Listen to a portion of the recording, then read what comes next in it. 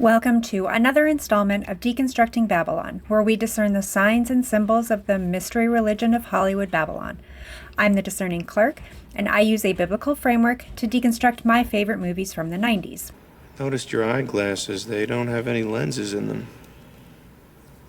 They're my dad's. The lenses hurt my eyes. I don't know about you, but I don't love professional sports. I do, however, like movies about professional sports. True stories like Rudy, Remember the Titans, Miracle, and A League of Their Own. I also like fictional stories like The Replacements, The Cutting Edge, and today's selection, Any Given Sunday. Though this one has characters and situations based on real people, making it kind of a hybrid sports film, like basketball. And as much as I don't love professional sports, football is my preferred one to watch, the sport and the movie. It helps that I have a football-loving teen, and he likes to catch me up on all the players and their stats. In turn, I like to introduce him to movies about football he's never seen. Even though this movie was released in 1999, Any Given Sunday doesn't appear in the Video Movie Guide. IMDb users rate the movie at 6.9 out of 10, and since I have no synopsis, I thought I'd read both a 1-star and a 10-star review. Starting with the worst. IMDb user BigDaddy21 writes, "From the previews, this movie looked like it deserved a look. But after sitting there for nearly 3 grueling hours, I can safely say, save your money. There is no plot, or if there was one, it was thinly disguised in a series of bad scenes. The only thing that could have saved this movie was some great football scenes, but those two were very bad, due to the camera work. I had no idea what was going on when they were on the field. There was a funny moment here and there, with one of the funniest being LL Cool J's line as seen in the previews. Take your money and stay away from this movie. Don't even bother to rent it once it comes out on video. If I could, I would give it a 0 out of 10, but the lowest you can give it is a 1. So I give it a 1 out of 10. Ouch." Now to a 10 out of 10 review. IMDb user Canandra F. writes, "Stone delivers once again in this great movie about the new adjustments in pro football today. Very energetic and reality-based, as I like them. Stone also gets a great cast to portray his characters. Stone really knows how to put a mirror in our faces in order for us to see ourselves from a deep point of view and from a very diverse one. This is the genius in his talent. Bravo to Jamie Foxx. Diaz is a miscast, but fortunately does not do enough damage to ruin the film. Great soundtrack. This film is not for conservatives and close-minded fools. If you are an open-minded liberal who loves sports and American football, it is a sin to miss this great sports film. Well, since I am a conservative and probably considered a close-minded fool to a lot of people, I'm sure I'll be clutching my pearls at the raunchy, rowdy, and rude spectacle about to take place. Though it's hardly a sin to skip this or any sports film. Anyway, let's just see what we see in Any Given Sunday. Like any good sports movie, Any Given Sunday begins with a quote. This one from Vince Lombardi, a man who has long been considered one of the greatest coaches in the NFL. Though the NFL was quite adamant that the league would not be involved in this film in any way. As opening credits roll, we are shown a stormy sky, with shadows of football players overcast. But we cut straight to the line of scrimmage and we see Jack Cap Rooney, quarterback for the fictional Miami Sharks. During the televised game, Cap goes down and we meet Coach Tony D'Amato, who sends out the team trainers. Now, the first thing I noticed is that the main team, the Sharks, wear black and white. How very dual of them. All right, Cap, they cut to a commercial. You can get up. I think I broke my back. They practically carry Cap off the field, and now the backup quarterback, Tyler Cherubini, goes in. The name Cherubini is an interesting one. A cherub is a type of angelic Elohim, very present in the temple and the most holy place. Cherubini quickly goes down, and we cut to the owner's box where we meet Christina Pagliacci, who gets on the phone to start replacing players. Meanwhile, third-string bench-warming Willie Beeman gets his chance to play as a quarterback. A rare opportunity, to be sure. Beeman, would you make the call already? You all right?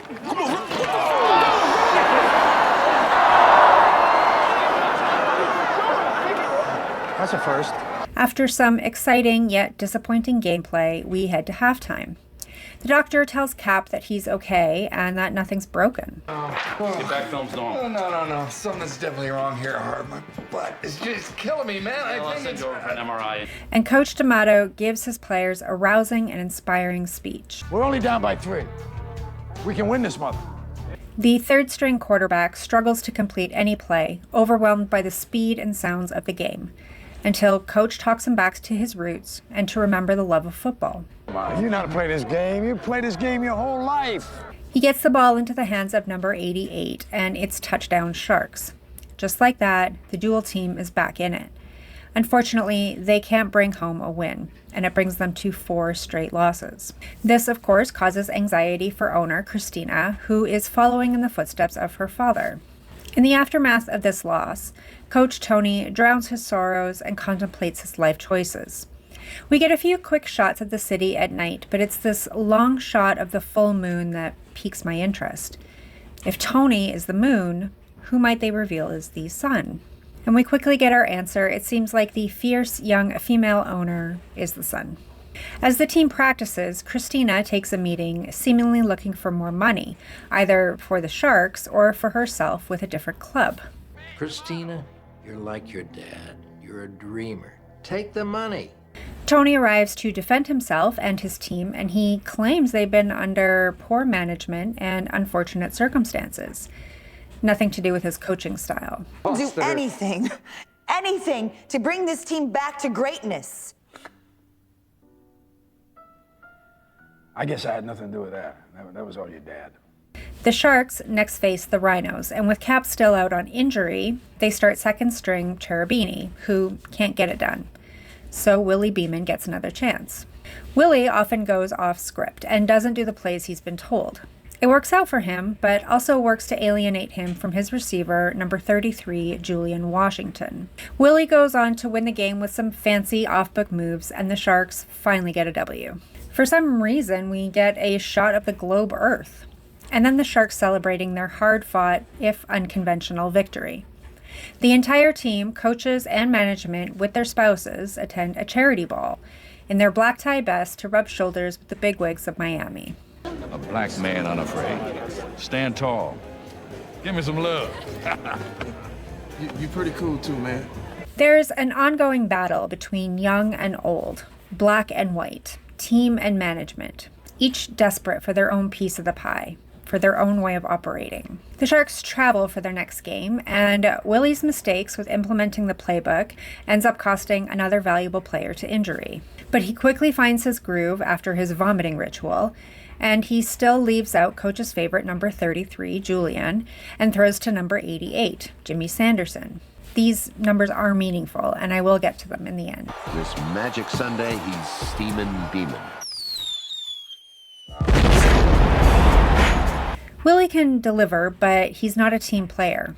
Julian complains he's not getting the ball when he should, and Cap suggests he's not a real student of the game. Beeman ain't doing his homework. He's not reading the playbook. He ain't coming in to see the films. He doesn't even know the names of the defense that he's facing. I mean, he don't give a gee whiz about anybody.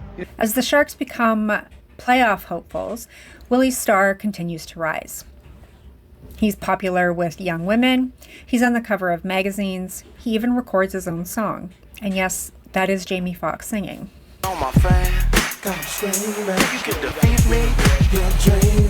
Meanwhile, Cap is still rehabbing so he can retain his top spot for the playoff season.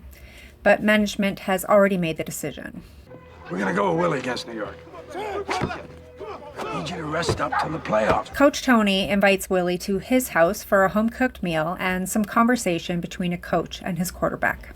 Look, when you change plays, you're showing disrespect to a lot of people in this organization. People who have worked over years in this club, around this league, people sacrifice more than you'll ever know to be. I'm trying to win, Coach. Willie seems to love the game. He seems to have good instincts, but he's not a team player, and he lacks respect for those who have gone before him. He seems to think he alone will revolutionize football and will never be forgotten. We return again to the battle between young and old and black and white. Come on, don't play that race card on me, kid. Willie rejects any advice from his coach and thinks he can win at football without the rest of his team. because he continually talks down to them and berates them instead of leading them and inspiring them. In football, there's offense and defense. You got one about the other. We finally get to the New York game, and the Sharks have abandoned their quarterback to teach him a lesson in teamwork. 30 years in football, I never seen something stinks like this. There's another underlying battle, on and off the field, and that's between injured players and the medical trainers hired to help them. And when a longtime defensive player can't get medical clearance to play, the doctor who's been medicating him and looking the other way forgets the oath he took in favor of winning and making more money. For Luther Shark LeVay, he puts his life at risk for every hit and tackle he gives. You didn't even consult with him. He could get killed out there. You didn't consult with him? I'm going to consult with a player. What are you talking about? I knew his answer. As the playoffs loom, Coach wants to start his golden boy Cap as QB, especially since the team doesn't have Willie's back. But Cap is reluctant to return to the field because his recovery isn't going so well. I need you, Ron, to lead this team. Come on. One more time. Cap agrees to play again, but wants out when the season is over. Yet his wife has become accustomed to the lifestyle of being a starting quarterback's wife. You're a legend, and you're talking about quitting. Tony's decision to start Cap and trade Willie go against Christina's will as general manager. And Christina has her own internal struggle between her father's wishes and her drive to succeed him. You know, she will sell the team.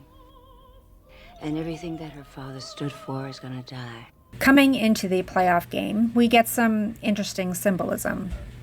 Pretty blatant Illuminati symbolism, if I may be so bold. An eye inside a triangle? We're in hell right now, gentlemen. The players are all hyped to take the field with Cap as their leader. Yet the audience hasn't been primed to root for this. We want Willie, but only if he's been humbled to be a servant leader. An exciting half of gameplay, and the opposing Dallas Knights lead the Sharks 21-10, until Cap himself runs it in for a touchdown. It's worth celebrating, but at what cost?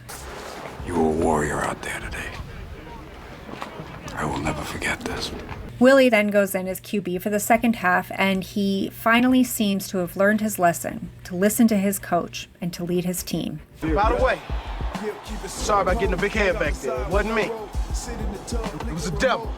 Of course, it comes down to the final minutes of the game, both teams desperate to win to advance in the playoffs. Until Luther goes down, maybe for good, like some warned he could. Coach. The Sharks take to heart their coach's speech and move the ball inch by inch down the field. Comes down to the final 4 seconds and one final play to keep the Sharks alive, or they're dead in the water. Sorry. Willie leaps the heap to cross the goal line, and the Sharks win, like we all knew they would. But never forget, on any given Sunday, you're either gonna win or you're gonna lose. The movie starts to end as Willie stands alone on the field of the opposing team and faces a future he's afraid of. Hey, we're all scared. Christina finally succumbs to the legacy her father intended to leave. And as the closing credits roll, Coach Tony also speaks of an unknown future, as he's set to retire this year. Yet he makes a surprising announcement that he's managing and coaching another team in New Mexico, and that Willie Beeman will be his starting quarterback. It causes quite an uproar in the media. Even after more than 2.5 hours of the movie, it doesn't seem to want to end, despite the credits rolling. We don't fade to black. We get some more images of Miami, the sky, the sea, the game, and Willie Beeman. That was a long one, and it felt long because there really was no plot, no exciting scenes to bring the audience in, and no real hero to root for.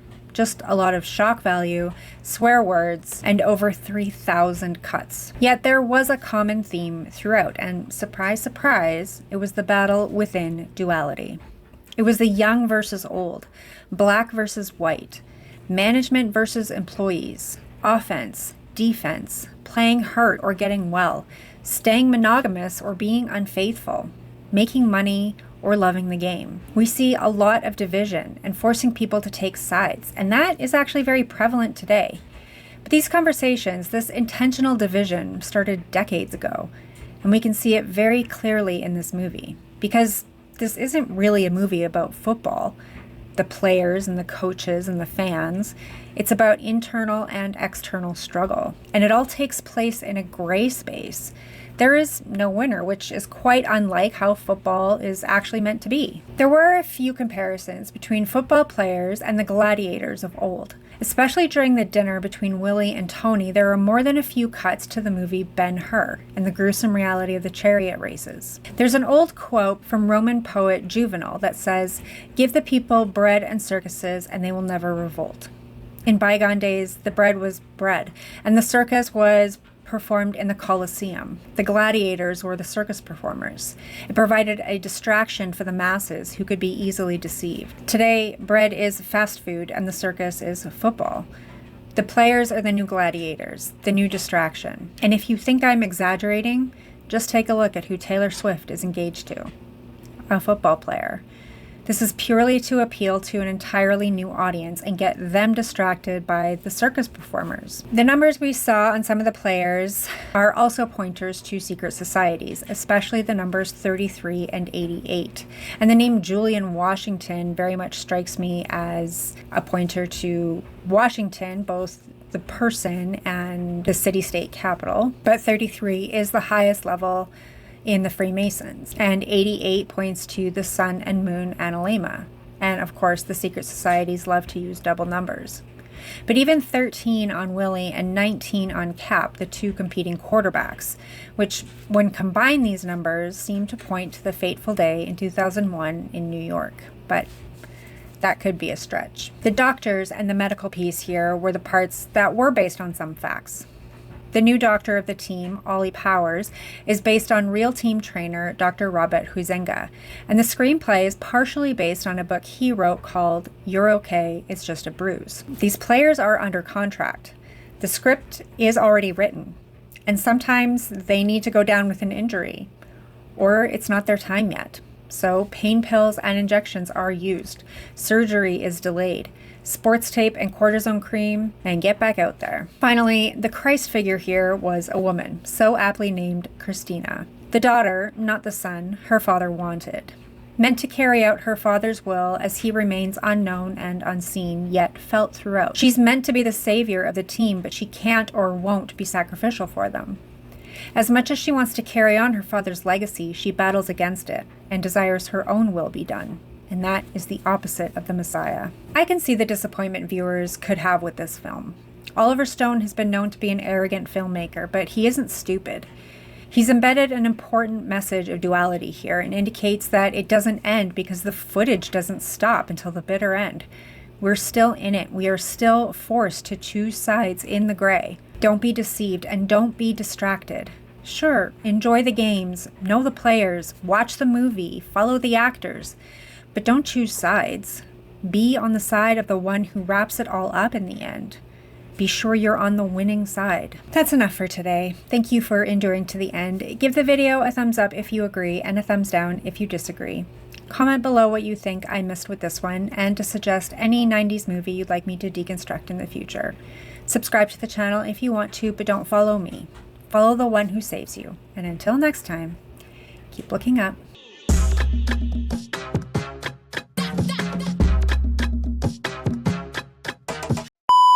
Your smack is so fresh. I mean, it's so on time and truthful. Give me a pound, dog.